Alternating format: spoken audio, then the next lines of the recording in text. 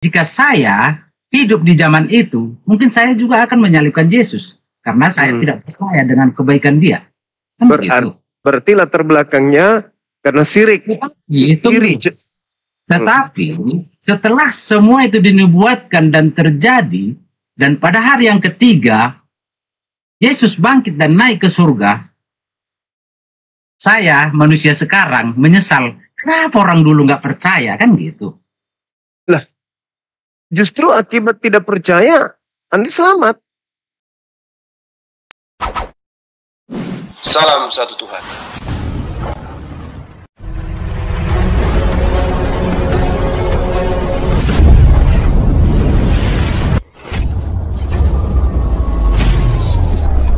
Ya, pengantar ini singkat para sahabat. Dukung semua ya sahabat-sahabat kita, channel Densa News Muslim.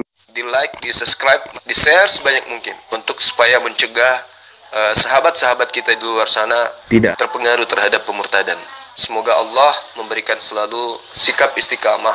Salam satu Tuhan, Allahu Akbar. Sendiri ke dunia untuk menggenapi apa yang telah dinubuatkan. Oh, berarti abang sebagai orang Indonesia lebih paham kitabnya orang Yahudi daripada sang pemilik kitab gitu. Saya nggak lebih paham. Kita diskusi abang. Kita diskusi ya. Iya. Terus kenapa abangku mengatakan Yesus itu sudah dinubuatkan di dalam kitabnya orang Yahudi? Ya. Memang itu telah dinubuatkan sebelum Yesus disalibkan. Kenapa ahli Taurat itu kemudian tidak tahu kalau ada di dalam kitabnya nubuatan itu? Karena ajaran ahli Taurat yang menyalibkan Yesus itu bertentangan dengan ajaran Yesus. Tadi katanya ada nubuat, emang betul. Iya, betul. Itu betul ada nubuat. Terus kenapa mereka? Kalau ada nubuat, enggak, ahli sejarah enggak. Kalau ada nubuat, abang. Gini, kalau ada nubuat mengenai penyaliban Yesus. Kalau ada, saya bisa diterangkan ke saya gitu. Kalau ada nubuat, kenapa kemudian imam kepala bernubuat tahun itu juga? Kalau memang ada nubuat dari kitab-kitab mereka sebelumnya. Imam kepala, para petinggi-petinggi Taurat yang mengerti hukum apa segala macam, kan tidak semua mereka hadir untuk menyalibkan Yesus, begitu toh? Imam kepala, imam yang paling tertinggi di kalangan mereka itu justru bernubuat tahun itu. Kenapa tidak digunakan nubuatnya imam kepala ini? Nah, boleh Bang, di tahun itu. Di tahun berapa imam kepala tadi bernubuat? Pada saat Yesus ingin disalib. Tahun berapa itu? Tahun 33 Masehi. Emang di situ dinubuatkan itu? Imam kepala Kayapas tahun itu juga bernubuat. Bang sekarang yang ngajari saya. Itu di mana ditulisnya? Yohanes 11 nomor 52. Oke, kita baca dulu ya, maaf ya Bang ya. Baca dari 51. Karena saya pun bukan ahli Alkitab juga. Iya, silakan. Yang ahli kitab itu Yahudi, Bang. Nah, saya pun minus juga ini gitu. Yohanes 11 nomor 51. 1 Yohanes, 2 Yohanes. Yohanes 1, Yohanes 11, Bang. Iya. 1 Yohanes, 2 Yohanes, 3 Yohanes. Yohanes 1. 1 Yohanes kah? Yohanes 1. Yohanes ada 3. Itu bukan itu, Yohanes 1, Bang. Yohanes 1. 1 Yohanes beda sama Yohanes 1, Bang. Iya, yang saya katakan Yohanes 1, Yohanes 2, 3, 4, 5, 6 sampai 11. Yohanes 11. Pertanyaannya gitu. Ini Al-Qur'an, ini Alkitabnya. Di sini kan ada Yohanes 1 Yohanes, 2 Yohanes, 3 Yohanes. Abang mau pilih yang mana? 1 Yohanes. Yohanes 11. Betul, Bang. Abang ngarang apa gimana sih? Gini, Bang. Maaf ya, tapi kita diskusi ya. 1 Yohanes 11 kah? Atau 2 Yohanes 11 kah? Atau 3 Yohanes 11? Yohanes 11. Yohanes 11. Abang punya Alkitab nggak? Ada di rumah. Di sini nggak ada. Oh, di situ nggak ada pula ya. Gini Bang, kalau saya buka 1 Yohanes nanti itu nggak ada, 2 Yohanes itu nggak ada. Biar saya bacakan 2 Yohanes 11. Oke ya. Yohanes 11, Bang. Ya, ini Yohanes 11 toh. Yohanes 11. Pas toh Bang? Ya, Yohanes 11 nomor 52. Oke Bang. Ayat 52, 51, 52. nah, gini Bang. Biar saya kembalikan dulu. Yohanes 11 ayat 52 itu nggak ada di 2 Yohanes ayat 11, itu nggak ada ayat 52-nya. Yohanes 11 makanya Bang, Yohanes 11 jangan cari. Ini. Bukan cari apa-apa kita Bang. Yohanes 11. Yohanes 11 Bang, jangan 1 Yohanes.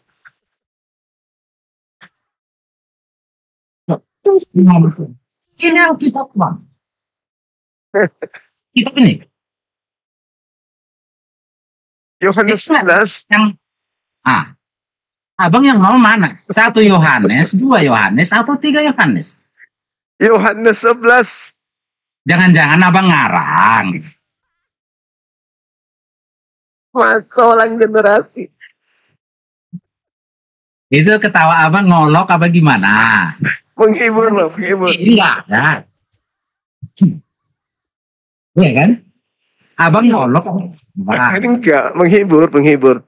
Biar Oh iya, menghibur. Kasih ya Bang. Abang menghibur ya. Teh Manu. Jadi abang nanya, abang nggak tahu. 1 Yohanes kah, 2 Yohanes kah, atau 3 Yohanes? Yohanes 11. Ini Alkitabnya loh Bang. Abang coba buka Alkitab di situ, masa abang? Yohanes 11 abangku, Yohanes 11, bukan 1 Yohanes, bukan 2 Yohanes, bukan. Bukan abang yang bacakan. Pengen kasih tantangannya. Abang yang bacakan. Yohanes 11 itu, tahun itu juga, tahun ini juga, tahun itu juga, Imam Besar Kayafas bernubuat bahwa lebih baik satu manusia Yesus mati daripada seluruh bangsa kita itu binasa. Bernubuat. Imam Kayafas bernubuat lebih baik ya satu Yesus mati daripada seluruh bangsa Israel binasa. Abang tidak termasuk sekte marga Simbolon masuk di situ. Jadi Termasuk Bang. Abang dari mana sekte Yahudi bagaimana ceritanya? Kalau Yesus dinubuatkan mati daripada semua mati, itu saya masuk. Kenapa saya kan abang ngolok lagi, ya kan? Ngolok lagi. Kalau saya berperang, kita kan tidak selesai perang. Ngolok lagi Bang. Abangku lucu gitu loh. Abang Yesus itu dinubuatkan mati untuk bangsa Israel. Bangsa Israel. Abang bangsa Israel. Pada saat itu bangsa terbesarnya bangsa Yahudi dan bangsa Israel. Indonesia belum ada Bang. Memang tahun 30 sebelum Masehi Indonesia udah ada kah? Berarti abang termasuk gitu loh. Ya saya masuk dong. Karena saya hidup hari ini karena karunia dia. Saya hidup hari ini. Goyang alisnya bagus tau gue.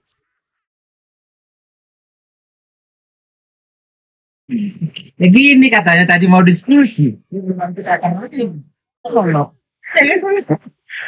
Gue lucu. Serius dong. Kemudian kita terangin di orang. Bayangin jangan makan. Astagfirullahaladzim ya Allah ya Karim. Kalau diskusi Bang, bukan di olok, bukan ditertawain. Abang membuat saya tertawa. Anda berhasil membuat saya tertawa gitu loh, abangku. Makasih ya. Iya. Saya berhasil buat abang tertawa. Kamu. Ya toh? Iya. Aduh, abang inilah. Ya kalau diskusi. Iya. Kalau memang abang bisa terangin ke saya alasannya apa Yahudi menyalibkan Yesus, coba abang terangin yang abang ketahui. Jadi gini, di Yohanes 11 itu orang-orang Yahudi sepakat membunuh Yesus karena mereka takut bangsa mereka dirampas oleh penjajah Roma. Maka mulai saat itu mereka bersepakat membunuh Yesus. Daripada bangsa mereka dirampas oleh Romawi, lebih baik Yesus jadi korban. Jadi Yesus ini jadi tumbal. Yesusnya ditumbalkan supaya bangsa mereka tidak diambil, tidak dirampas oleh bangsa penjajah Romawi. Itu tertulis di kitab Yohanes 11 nomor 45 sampai nomor 57 gitu abangku.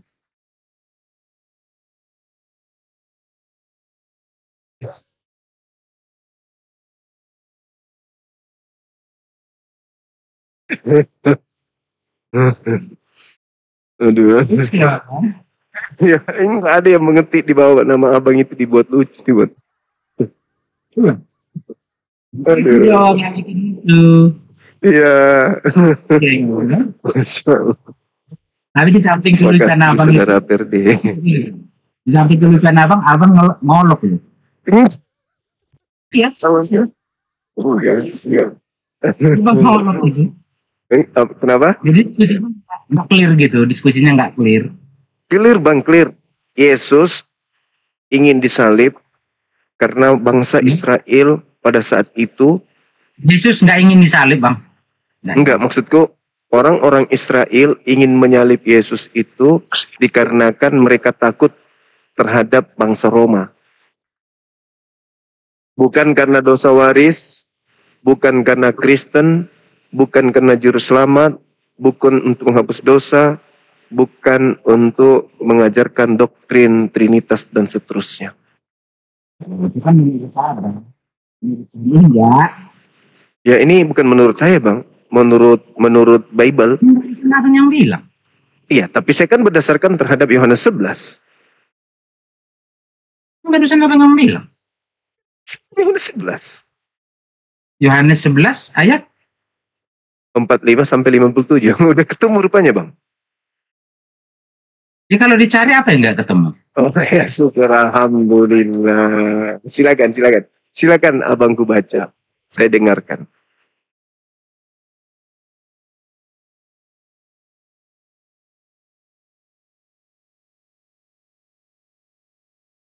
Jangan baca dalam hati. Saya hanya baca judulnya aja dong.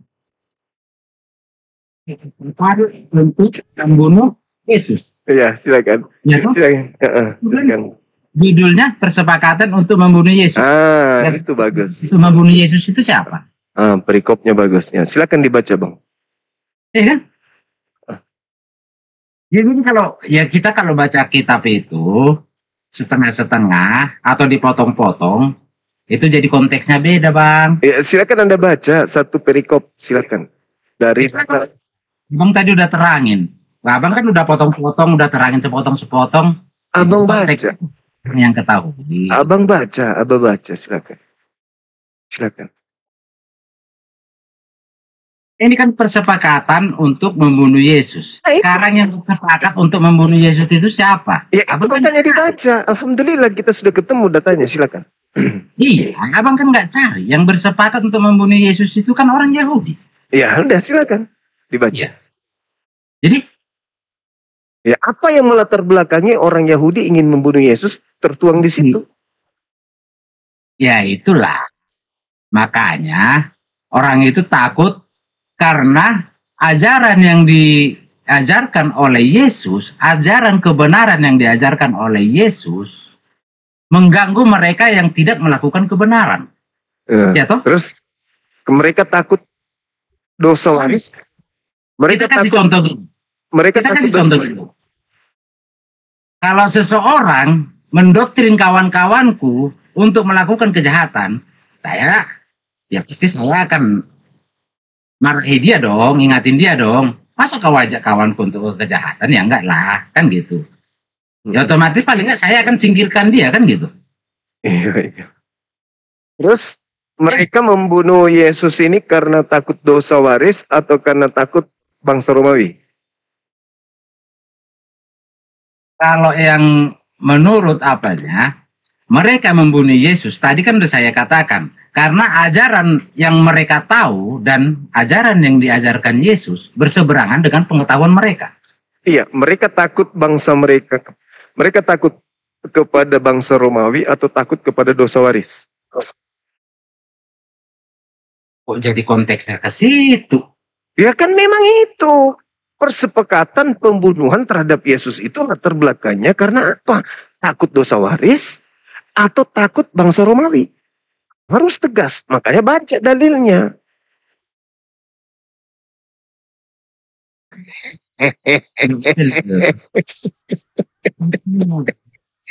Kalau sebenarnya gini bang, aku Gimana? dapat poin super loh dari abang. Poin super Alhamdulillah. dari mana bang? Apa itu? Kayak gini, saya sebagai orang Kristen, jujur saya bilang, saya kurang paham mengenai Alkitab. Menurutku, abang lebih paham mengenai Alkitab. Jadi cocoknya abang dari Kristen. Ya enggak? Kalau saya jadi Kristen kosong nanti gereja, Bang. Memang abang mau ngajarin apa di gereja? Kok jadi kosong gerejanya? Gua ajarin isi Bible sampai mereka keluar semua dari Kristen pasti. Gitu. Memang abang ngajarkan yang dari Bible itu ada dari Bible yang saya ajarkan bahwa ternyata penyaliban itu karena ketakutan bangsa Israel, bangsanya dirampas Roma, bukan karena dosa waris. Mungkin untuk minggu ini abang khotbah itu. Apakah minggu ke depannya abang khotbah itu lagi? Tetap aja, karena semua rentetannya ke sana. Ketika penyaliban itu ternyata bukan untuk dosa waris, maka semuanya runtuh. Apa yang mau dipertahankan lagi oleh orang Kristen? Ketika ternyata apa yang mereka gaung-gaungkan ini, itu tidak berlandaskan terhadap doktrin, tapi malah bertentangan dengan doktrin. Ternyata kekuatan Kristen itu rubuh hanya dengan materi sepele ini. Nyatanya Kristen sampai hari ini masih berdiri, Bang. Karena mereka belum paham. Mereka belum paham ternyata latar belakang penyaliban Yesus itu bukan karena dosa waris, tapi karena ketakutan bangsa Yahudi terhadap rampasan daripada kekuatan Imperium Romawi pada saat itu. Itu dia nilai plus abang. Iya, jujur. Nilai plus abang di situ. Abang lebih paham Kristen daripada saya, daripada kami Kristen-Kristen yang di bawah ini. Betul. Jadi sebaiknya abang masuk aja kalau menurut. Nah, itu makanya jawaban saya. Kalau saya masuk Kristen, gereja akan kosong, Bang. Gereja akan kosong kalau saya masuk Kristen. Karena saya dengan leluasa masuk ke gereja-gereja, mengkhotbahkan isi Bible itu sendiri kepada jemaat gereja. Nah, kalau saya masuk Kristen, saya masuk ke gereja mengkhotbahkan ini, maka semua besok orang akan ke masjid untuk ibadah, sholat. Abangnya udah di gereja, ngapain kami ke masjid? Kami kan ikut abang. Iya, tapi ajaranku kan saya luruskan. Apa yang ada di Bible saya luruskan. Ternyata Yesus itu Muslim, bukan Kristen. Abang yang benar kok kami jadi lari? Kalau abang meluruskan yang benar, abang meluruskan yang benar. Karena Yesus itu tidak mengajarkan Kristen. Iya, pertanyaannya gini. Pertanyaannya, kalau seandainya abang berkhotbah di gereja, abang mengajarkan kebenaran apa kebodohan atau kesalahan? Saya mengajarkan kebenaran. Kalau abang mengajarkan kebenaran, maka kami Kristen yang di bawah ini, satu pun, setengah pun, tak akan keluar dari gereja. Justru karena saya mengajarkan kebenaran, makanya semua kalian akan keluar dari gereja dan gereja akan kita rubah menjadi masjid. Oh, kalau abang yang ngeruh itu, untuk apa lagi kita bertahan kepada sebuah keyakinan? Bagaimana kita mau menetap dalam sebuah keyakinan yang tidak berlandaskan kepada kebenaran. Tadi katanya kan mengajarkan kebenaran. Ya, kalau mengajarkan kebenaran berarti meninggalkan ajaran Kristen. Itu mengajarkan kebenaran. Ya, karena kebenaran itu bukan di Kristen. Gimana abang ini? Jadi kebenaran di mana? Kebenaran itu ada di ajaran Yesus. Kebenaran ada di ajaran Yesus. Sementara Yesus tidak mengajarkan Kristen. Kristen ajaran Paulus. Paulus. Paulus itu kan juga. Kenapa Paulus tidak pernah membuat mujizat? Apa sejenis apa pengajaran untuk ini tuh? Kenapa siapa? Paulus itu ahli mujizat. Paulus itu. Gila, maksud saya. Kenapa semua ajaran Tuhan Yesus yang dibesarkan di Kristen? Itu bukan ajaran Yesus, itu ajaran Paulus. Jadi ajaran Paulus. Ya, iya dong. Kok jadi ajaran Paulus? Nah, mana ajaran Yesus yang Kristen lakukan? Satu aja. Jika kamu berbuat baik kepada orang yang berbuat baik kepada kamu, maka aja sama. Nah, itu ajaran semua orang. Ajaran baik itu ajaran semua orang. Orang Hindu juga mengajarkan baik, Buddha juga mengajarkan. Yang saya pertanyakan ini, ajaran Yesus yang dipraktekkan Yesus, yang dianut oleh Kristen hari ini itu yang mana? Satu aja. Yang dianut orang Kristen sampai hari ini, yaitu Alkitab kami, ajaran Tuhan Yesus.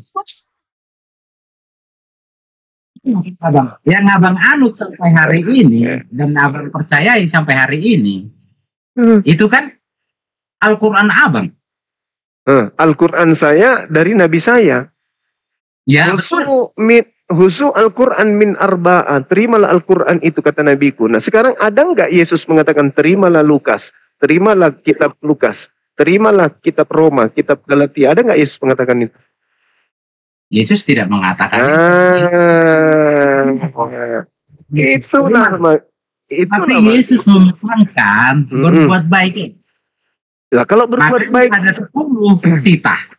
Saudara, Yesus mengatakan baik buruk itu ada dalam satu data di dalam kitab saudara. Di mana itu?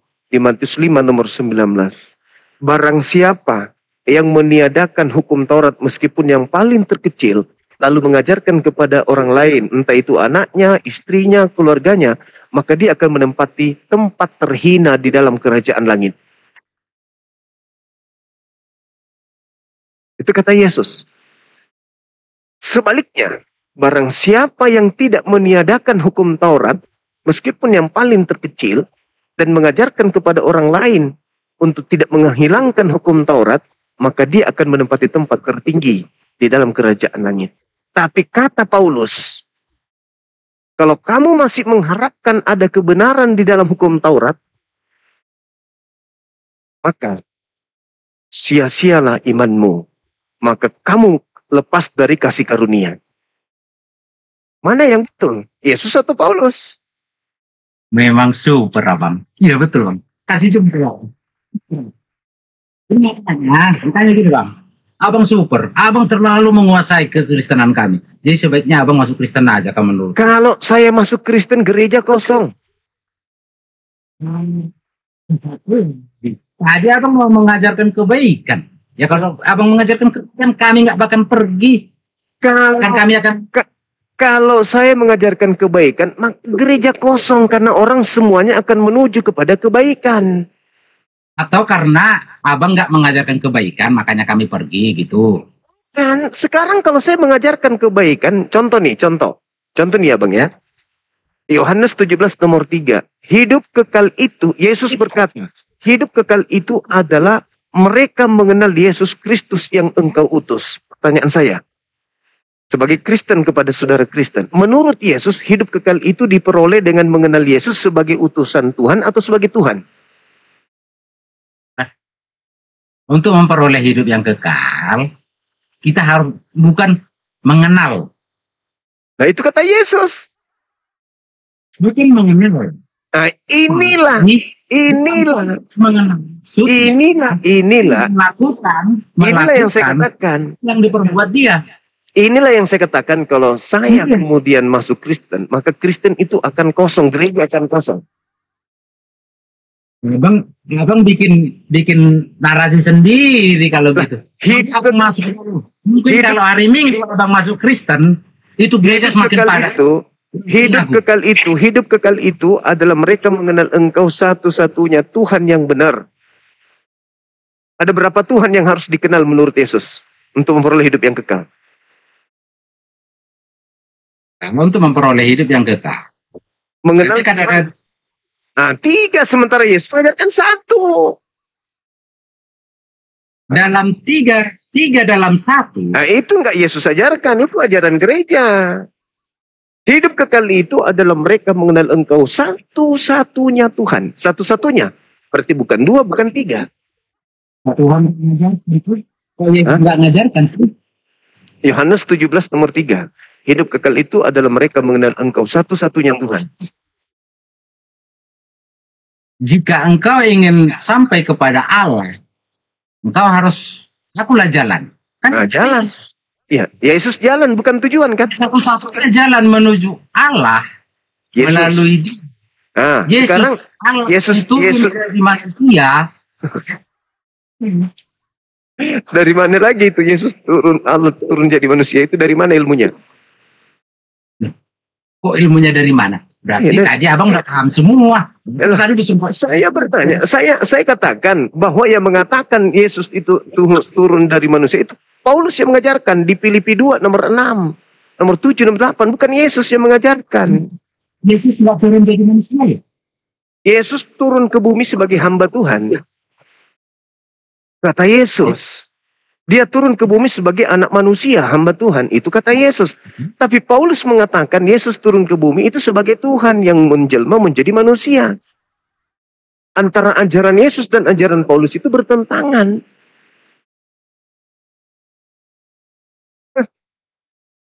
Ya, masih bertanya, Pak. Terus akan bertahan ya. Iya Bang ya. Itu dikit-dikit dulu ya. Kalau abang teruskan mungkin gereja lebih ramai Bang. Iya, gereja ramai karena sudah berubah menjadi masjid, abangku.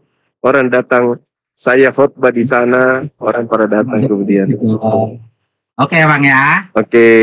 Oke, makasih. Makasih saudara Simbol. Malam.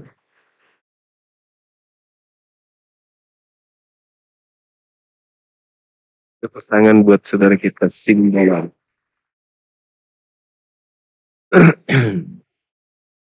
Cuman kok belum? Saudara kita ini lucu ya. Yang di bawah ini yang lucu ini. Ngapa salah-salah tulis namanya orang? Nggak boleh kayak gitu. Itu marga, itu simbolon. Kok ditulisnya ada Siblon? Gimana? Boleh. Siapa tadi yang nulis kayak gitu? Nggak boleh itu. Gimana langsung? Enggak, kawan kita di bawah ini orang punya nama, nggak boleh digituin. Masa simbolon dirubahnya menjadi Siblon? Nggak boleh itu. Pusat itu ngaco. Tadi yang saya tangkap tadi sedikit ya. contoh Buka kameranya, Bang. Ya. Agak susah kamera sini, Bang. Enggak, tinggal ditekan pun kita sudah kirim permintaan. Terima kasih. Saya belum pede kalau buka kamera. Gimana moderator?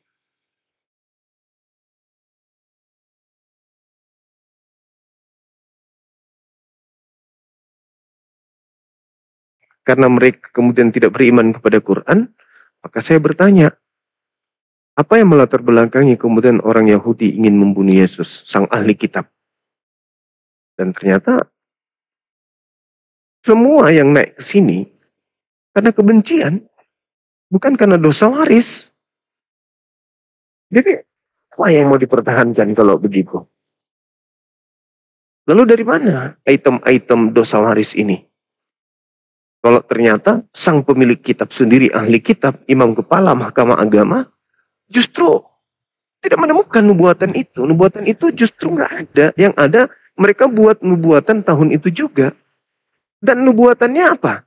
Yesus harus mati untuk bangsa Israel. Mati karena apa? Untuk menyelamatkan Israel dari perampasan dari bangsa Romawi. Apes. Apes gitu loh. Apes sama sekali. Apes. Lalu apa yang mau dibanggakan kalau gitu? Gak ada. Dosa waris gugur. Keselamatan karena salib gugur. Lalu apa? Yang mau dijadikan sebagai landasan? Cuma kan menanyakan latar belakang, belum nyampe ke penebusan. Kenapa bisa gagal? Penebusan itu Bang, penebusan itu muncul dari konsep yang dari Kristen aja. Sekarang yang kenapa kalau ceritanya sudah dikatakan duluan penebusan, ya bakal tidak ada penyaliban. Sekarang yang tahu tentang penebusan dosa berdasarkan dengan kitab orang Yahudi itu Kristen atau Yahudi? Yahudi. Nah, Yahudi. Ada nggak Yahudi mengatakan membunuh Yesus untuk nebus dosa? Ya itu kan rencana Allah penebusan. Kalau dia dikasih, saya ulangi. Kalau dikasih tahu di luar tentang penyaliban, tidak ada penyaliban. Ada nggak kemudian ahli Taurat, ahli kita menyatakan bahwa Yesus disalibkan untuk dosa? Ada nggak? Ada atau nggak ada? Ada. Tidak ada, udah selesai. Itu kan rencana Allah. Dari mana saudara mendapatkan rencana Allah? Rencana nenekmu kiper. Kamu siapa? Rencana Allah. Kamu siapa? Kamu lupa pemegang kitab. Aku mau tanya, yang benar ini Alkitab atau kamu? Bibelmu yang benar kan? Biasanya dari itu. Nah, karena itulah saya bertanya. Di dalam Bibelmu latar belakang penyaliban terhadap Yesus itu apa? Sehingga ahli kitab ingin menyalibkan. Iman kitabmu yang benar itu katamu. Kenapa kamu tidak imani? Kitabmu mengatakan, mereka takut bangsanya dirampas oleh orang Roma. Ya sudah, berarti itu penyebabnya. Lalu dari mana Kristen mendapatkan judul? Nebus dosa harus mati karena sudah dinubuatkan Cahayu. Tapi itu hoaks karena tak ada di dalam kitabnya Yahudi. Nebus dosa pakai darah manusia.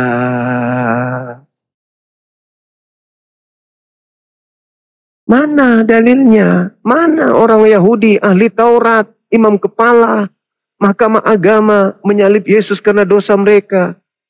Sebagaimana ajaran Paulus, Kristus telah menebus kita dari kutuk hukum Taurat. Apa? Dari mana itu ilmu? Pemahaman dari mana, Bang Juma? Ya, silakan buka kameranya.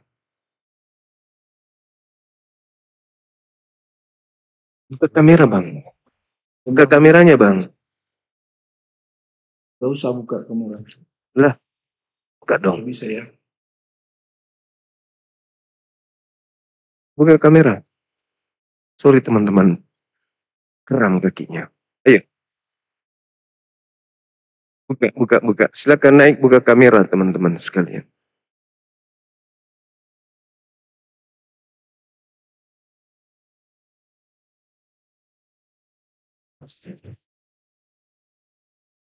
Halo Bang Juan. Halo juga saudaraku, silakan. Ada nggak kencing unta? Di Arab mungkin bisa Anda dapatkan di sana. Kenapa nggak mau ikut ke sana, Min? Gak ada perintahnya minum kencing unta dalam kitab kami. Gak ada. Yang ada kutemukan di kitabmu. Yang kau ambil dari kitabnya orang. Kitab Yosua itu perintah Yeskil, perintah makan tai. Selamat malam semua. Malam juga. Nah, ini tanya sedikit aja. Pernahkah Muhammad membuat mujizat? Nabi Muhammad Sallallahu Alaihi Wasallam itu membuat mukjizat Salah satunya adalah ketika Nabi Muhammad mengajarkan bahwa wa ikhwanuhum yamudunahum fil ghayyi tsumma la yuqsirun. Orang-orang kafir itu adalah saudara-saudaranya setan yang akan membantu setan menyesatkan manusia untuk durhaka kepada Tuhan pencipta langit dan bumi. Hari ini kami membuktikan, kemarin, hari ini, dan besok, kebenaran tentang ucapan Nabi Muhammad ini tidak bisa terbantahkan. Wa iyyadu'una illa syaitanam marida. Bahwa orang-orang kafir menyembah iblis yang durhaka. Hari ini dan seterusnya Nabi Muhammad mujizatnya tahu bahwa orang-orang kafir itu menyembah setan yang durhaka. Wa idza husyiran nasu kanu lahum bi'ibad. Wa idza husyiran nasu kanu lahum a'da wa kanu bi'ibadatin kafirin. Nabi Muhammad tahu bahwa di hari terakhir nanti orang-orang kafir akan dimusuhi apa yang mereka sembah selain daripada Allah. Matius 7 nomor 22, 23. Wajizat Nabi Muhammad. Masya Allah, luar biasa. Luar biasa, luar biasa. Silakan naik lagi, jangan sakit hati, jangan nyerang pribadi. Kita berbicara tentang kebenaran. Dan kalau sampai ini tidak ada dari tokoh Kristen yang mampu menjelaskan ini dengan akurat, maka tunggulah. Orang akan berbondong-bondong bersyahadat. Kalau untuk soal mujizat, saya rasa silakan ya sama kami, Tuhan kami mungkin yang paling banyak untuk buat mujizat. Yesus mengatakan Kristus palsu akan melakukan banyak mujizat. Apakah Anda bangga ketika Yesus mengatakan itu? Waspadalah kepada penyesat yang datang kepadamu memakai namaku. Mereka akan menyesatkan banyak orang. Dan Kristus palsu menurut Yesus, Matius 24 nomor 24 akan melakukan banyak tanda yang dahsyat dan mujizat-mujizat.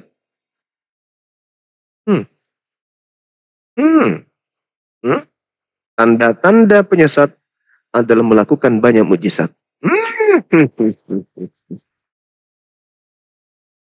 Allahu Akbar, Masya Allah. Gimana terkait dengan materi ini? Karena ini penting. Kalau kami di Islam itu udah final. Bahwasanya keinginan orang Yahudi menyalibkan Nabi Isa karena mereka ingin membuat makar. Disebabkan karena apa yang dilakukan oleh Nabi Isa alaihissalam itu justru menjadi ancaman bagi keberlangsungan mereka pada saat itu, dalam arti kata nafsu duniawi yang orang-orang Yahudi atau Bani Israel yang mereka anut dari nenek moyang mereka terhadap pembangkangannya kepada Nabi Musa itu kembali lagi terhadap Nabi Isa alaihissalam, sehingga mereka membuat makar. Jadi tak ada sedikit pun dalam Islam itu Nabi Isa ingin disalib karena dosa waris, karena ingin menebus orang-orang Roma, orang-orang Yunani, orang-orang di luar Bani Israel. Itu nggak ada dalam kaidah Islam. Nah, satu-satunya data yang bisa menyelamatkan kemudian doktrin dan dogma gereja atau Kristen dalam hal ini adalah ketika kita mampu memberikan data orang-orang Yahudi ahli kitab dalam hal ini menyalibkan Yesusnya itu karena memang punya latar belakang berdasarkan dengan apa yang digaungkan oleh gereja. Yesus disalib sudah dinubuatkan. Siapa pelaku penyaliban? Yang pemilik kitab yang katanya menubuatkan di dalamnya. Tapi faktanya yang saya temukan di dalam Bible, imam kepala yang paling tertinggi pada tahun itu justru bernubuat. Yesus harus mati untuk bangsa Israel. Tok. Bukan untuk bangsa di luar Israel. Kematiannya pun bukan karena nebus dosa, tetapi untuk membebaskan mereka dari penjajahan bangsa Romawi. Nah, bagaimana Anda menyikapi hal ini? Silakan. Baik, Bang. Jadi mungkin sebelum itu mungkin ada kaitannya, Bang ya. Ini kita bicara tentang bangsa Yahudi, kaum Yahudi. kembali lagi ke seperti zaman Nabi Musa Bang ya, mungkin di Quran juga ada ceritanya itu ya. Dari awal bangsa Yahudi dijajah di Mesir, di masa perbudakan, itu diselamatkan oleh Allah dan dibawa ke tanah perjanjian Bang ya. Itu juga ada cerita di dalam Al-Quran. Dan dalam masa Nabi Musa ini membawa kaum Bani Israel atau bangsa Yahudi ini keluar dari masa perbudakan itu cukup lama di padang pasir. Dan itu tujuan Allah jelas menyelamatkan mereka. Tapi akhirnya banyak orang-orang tua yang dianggap menjadi tetua di sana menentang Allah bahwa selalu dicobai, dan mereka membangun bahkan Allah emas, Allah perak, Allah perunggu. Dan itu pun akhirnya sampai kepada zaman Yesus. Para tetua-tetua agama Taurat di situ, itu mereka tetap tidak meyakini bahwa Yesus bukanlah Mesias yang diharapkan begitu. Jadi kenapa Yesus dianggap bertentangan dengan mereka? Karena memang Yesus dari awal tidak setuju dengan apa yang diperlakukan oleh orang-orang Yahudi ini kepada bait Allah. Makanya di situ Yesus menghancurkannya. Tidak membenarkan apa yang terjadi di sana. Begitu. Kemudian kenapa tadi Bang Zuma bertanya, penebusan atau penyaliban Yesus itu bukan untuk seluruh bangsa dan bukan untuk menyelamatkan semua umat manusia di luar dari bangsa Israel. Mungkin itu bisa benar, tapi ada satu perkataan Yesus, yaitu ajarkan semua yang sudah kalian lihat, beritakan ini kepada seluruh dunia. Mungkin salah satunya termasuk tentang penyalibannya. Di situ tidak diharuskan bahwa kita sebagai umat Kristen ini harus mengikuti, tapi kita cukup mengimani saja. Kita meyakini. Seperti itu Bang Zuma. Oke.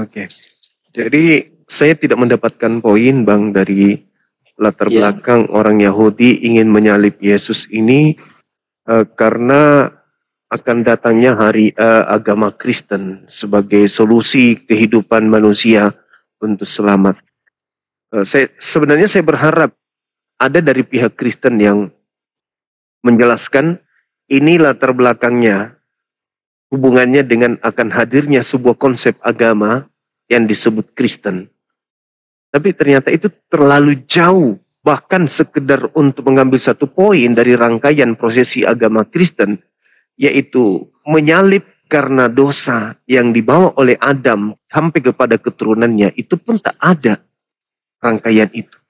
Dengan kata lain, kalau kita ingin mencari benang merah tentang kekristenan yang bersumber daripada penyaliban, itu pun kita kehilangan arah. Karena kenapa? Pelaku eksekutor daripada penyaliban itu boleh kita katakan ada dua kekuatan. Yang pertama kekuatan daripada Yudaism, orang-orang Yahudi. Cakupan daripada pelaku di sini, mereka adalah orang yang ahli terhadap kitab yang digunakan oleh Kristen justru sebagai sumber awal adanya penyaliban. Tapi ternyata mereka tidak menjadikan kitab ini sebagai acuan, malah bernubuat. Yesus harus mati tahun ini juga untuk menyelamatkan bangsa Israel dari perbudakan Romawi. Baik. Ya, ini yang membuat saya juga bertanya-tanya gitu loh. Apa yang bisa membuat orang Kristen itu bertahan di agama ini, sedangkan salib ini tidak memiliki dasar pondasi yang kuat. Ketika dikatakan sudah dinubuatkan, tidak ada nubuatan itu. Mereka orang Kristen hanya mengambil terjemahan kitabnya Yahudi lalu cocokologi. Sementara sang pemilik kitab adalah eksekutor daripada penyaliban, justru bernubuat. Namun itu juga, bukan malah menjadikan kitab-kitab yang dijadikan sebagai acuan oleh Kristen untuk mengatakan salib itu sudah dinubuatkan. Lucunya lagi, sajian yang saya berikan kepada orang-orang Kristen adalah sajian yang diramu sendiri dalam kitab Bible, di mana di dalam Yohanes 11, nomor 51, 52, dan seterusnya, di situ ada nubuatan yang muncul spesialis untuk Yesus. Tapi kenapa Kristen menutup mata tentang itu? Yesus dinubuatkan oleh imam kepala. Apa isi nubuatannya? Yesus harus mati. Untuk siapa? Untuk bangsa Israel. Mati dari mana? Dari menyelamatkan bangsa Israel dari perampasan orang Roma, bangsa Roma. Jadi, terkait dosa waris, nembus dosa Kristen, bla bla bla bla bla bla, itu tidak memiliki dasar pijakan sama sekali. Kalau dikatakan, oh enggak, Bang Sumang keliru. Kenapa? Sudah dinubuatkan. Yang menyalib Yesus justru bikin nubuat. Ngapain kalian mengatakan itu nubuatan untuk Yesus? Ada satu mungkin yang bisa menolong. Misalnya di dalam Lukas 24, nomor 44, nomor 45, nomor 46. Harus digenapi semua yang tertulis tentang aku di dalam kitab Taurat, dalam kitab Nabi-Nabi, dalam kitab Mazmur. Rangkaiannya bahwa Mesias harus mati dan bangkit pada hari ketiga di antara orang mati. Maksudnya tidak ditemukan dalam Taurat. Tidak ditemukan dalam kitab Nabi-Nabi dan tidak ditemukan dalam kitab Mazmur. Hal itu artinya ada upaya untuk menggiring opini bahwasanya penyaliban itu memang sudah dinubuatkan. Tapi sayangnya orang yang terpelajar kemudian mencari data di dalam Mazmur, dalam kitab para nabi, dalam kitab Taurat, Mesias mati dan bangkit pada hari ketiga itu ternyata nggak ditemukan.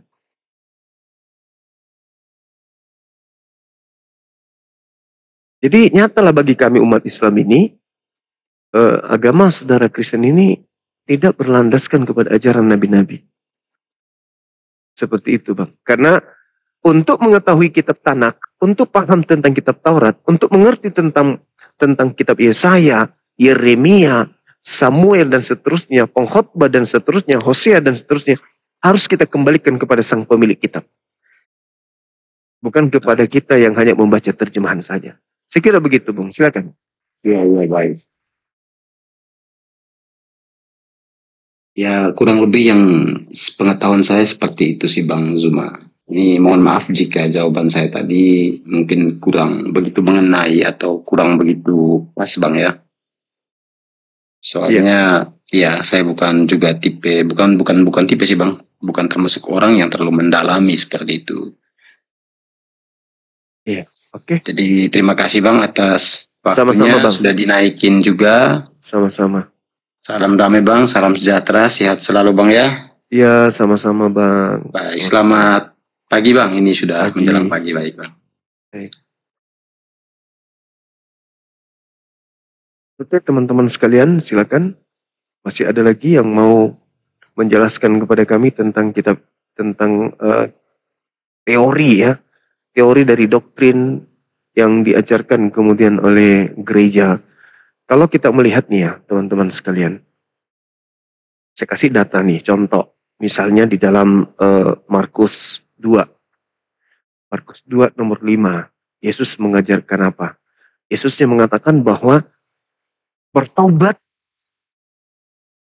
sebelum kemudian ada konsep penyaliban. Yesus mengajarkan dosamu telah diampuni. Kalau dosa telah diampuni, apa masih butuh lagi penyaliban? Dalam konsep penebus dosa? Enggak. Di dalam Matius 9 nomor 2. Dosamu telah diampuni. Belum ada penyaliban. Orang-orang sudah diampuni dosa-dosanya. Jadi enggak perlu lagi ada penyaliban. Kemudian di kitab mana lagi dikatakan? Banyak dalam kitab saudara kita Kristen. Lukas 7:48, 1 Yohanes 1 nomor 9. Dosamu telah diampuni, dosamu telah diampuni, dosamu telah diampuni. Itu belum ada penyaliban. Jadi buat apa penyaliban nebus dosa kalau Yesus sendiri mengatakan dosamu telah diampuni? Dosamu telah diampuni. Untuk apa lagi? Dan memang ternyata penebusan dosa dengan darah Yesus mati dicurahkan di atas salib itu tidak melatar belakangi terjadinya penyaliban. Kita minta kembali kepada saudara Kristen, mungkin bisa. Mungkin ada yang terselip dari cara saya, dari masa saya belajar. Saya belajar Bible, ada yang terselip yang tidak sempat kemudian saya ketahui. Mungkin dari teman Kristen yang bisa membantu. Silakan. Halo. Iya, halo. Bang Juma, aku boleh nanya enggak? Dari mana ini? Aku dari Riau, aku Kristen. Aku bertanya ya, ada nggak sih landasan agama Islam itu ya yang diakui sama agama Kristen? Secara kan agama Kristen duluan yang ada dibanding Islam. Makasih. Ada nggak landasan? Oke, baik. Sebenarnya jangankan agama Kristen, ajaran Yesus aja ditolak sama Kristen. Jadi sulit. Yesus itu nanya konteksnya yang Islam, maaf ya. Bukan nanya Kristen. Iya, Yesus itulah Kristennya. Anda kan bertanya, ada enggak dari konteks konsep Islam, Kristen mengakui Islam? Ya enggak mungkin lah. Lawang ajaran Yesus aja ditolak sama Kristen kok. Tapi kalau kita lihat di dalam kitabnya Kristen, Yesus itu disebut juru selamat. Bang Juma, ngerti nggak sih maksud pertanyaan aku? Apa itu? Gini loh, kenapa sih kalian itu memaksakan kalau agama di kitab kami itu ada nama Nabi Muhammad, padahal jelas-jelas nggak ada gitu loh. Nggak ada. Siapa yang memaksakan? Yang memaksakan justru kalian gitu loh. Kalian memaksakan agama kalian itu seakan-akan Islam. Itu yang betul. Ya itu. Enggak dong. Yang komal-komal gitu, yang bahas kayak gitu soalnya. Enggak dong, tidak ada masjid yang bernama Masjid Yesus Kristus. Tapi gereja banyak atas nama Gereja Isa Al-Masih. Kemudian kitab kami terjemahannya tidak ada tertuliskan nama Theos, Yahweh. Tapi di kitab kalian itu bertaburan nama Allah di situ. Bahkan sampul kitab kalian itu kalian sebut Alkitab. Kalian tidak pernah menyebutnya, kaku menyebutnya Bible atau Biblika atau Biblos. Kalian lebih familiar menyebut Alkitab. Sementara Alkitab itulah kitabnya umat Islam. Kalian yang mengklaim diri kalian itu tampil seperti Islam. Padahal keadaan itu ajaran dari Barat, gitu loh. Abang. Nah sekarang coba sekarang kamu lihat kitabmu. Apa sampul tertulis dalam kitabmu itu? Sampulnya apa yang tertulis? Itu Alkitab baca. Nah sekarang pertanyaan saya, dari mana Kristen mengambil kata Alkitab ini? Emang dari sananya Alkitab. Kitabmu itu bahasa aslinya apa? Ya Injil. Bahasa asli kitabmu itu apa? Bahasa Inggris kah? Yunani. Bahasa Yunani. Bahasa Yunaninya yang ada di sampul kitabmu dalam bahasa Yunani itu apa? Aku kurang merhati. Nah ini makanya bahasa Yunaninya itu bukan Alkitab. Alkitab itu nama lain daripada Al-Quran. Alkitab itu kitabnya Nabi Isa. Al-Quran yang mengatakan itu, Inni Abdullah atani al-kitab. Nah sedangkan di dalam Bibelnya orang Kristen dalam bahasa Yunani tidak ada kata Alkitab. Di Indonesia, Kristen masuk ke Indonesia itu nanti di abad ke-16. Islam masuk ke Indonesia di abad ke-8. Lebih duluan Islam masuk ke Nusantara daripada Kristen. Ketika Kristen kitabnya datang dibawa oleh penjajah Belanda, diterjemahkan ke dalam bahasa Indonesia, kitab yang tadinya bahasa Belanda, bahasa Inggris ini dirubah menjadi Alkitab. Jadi yang ingin tampil menjadi ke-Islam-Islaman itu ya ada Kristen. Emang ucapan. Gimana? Emang ucapan Bang Juma barusan yang bilang dibawa sama orang Belanda itu ada buktinya. Nah, siapa yang membawa agama Kristen ke Nusantara ini kalau bukan penjajah Belanda? Duluan agama Kristen, Bang, memang. Kenapa? Kan secara histori juga kan duluan agama Kristen, baru ada Islam. Kata siapa? Nusantara ini lebih duluan Islam. Justru yang mengusir Kristen itu adalah agama Islam. Kerajaan-kerajaan di Nusantara ini sudah menjadi kerajaan Islam, kesultanan Islam. Saya berasal dari kerajaan Islam. Nah, datanglah kemudian penjajah Belanda, Portugis, masuk ke Nusantara membawa agama Kristen. Agama Kristen itu datang belakangan ke Nusantara ini melalui penjajahan Belanda dan Portugis. Begitu, jadi Portugis dan Belanda bersaing untuk merekrut orang pribumi ini. Ada yang mengajarkan Katolik, ada yang mengajarkan Kristen, Protestan. Rebutan mereka. Nah, lahirlah kalian. Kalian ini entah itu mungkin budaknya penjajah kah, punya keturunan, atau antek-anteknya penjajah. Karena tidak mungkin keturunan pahlawan mengikuti agama penjajah, nggak mungkin. Gitu, jadi yang ingin tampil. Berarti secara nggak langsung Bang Juma bilang orang luar sana juga penjajah semua gitu. Enggak. Islam masuk ke Nusantara ini tidak melalui penjajahan. Hanya Kristen yang masuk ke Nusantara ini melalui penjajahan. Beda konteks bang, ajaran sama individu kan beda. Kok beda konteks? Ajaran agamamu memang itu harus diajarkan kepada seluruh makhluk dengan cara apapun. Coba Anda baca Filipi 1 nomor 18. Agama Kristen itu diajarkan dengan cara apapun boleh. Dengan menipu, dengan mengelabui, dengan baca. Larangan perintahnya nggak boleh. Baca Filipi 1 nomor 18. Baca. Enggak, itu beda, itu enggak. Kok beda? Itu isi kitab sendiri kok beda. Belum lagi kalau Anda melihat di ulangan.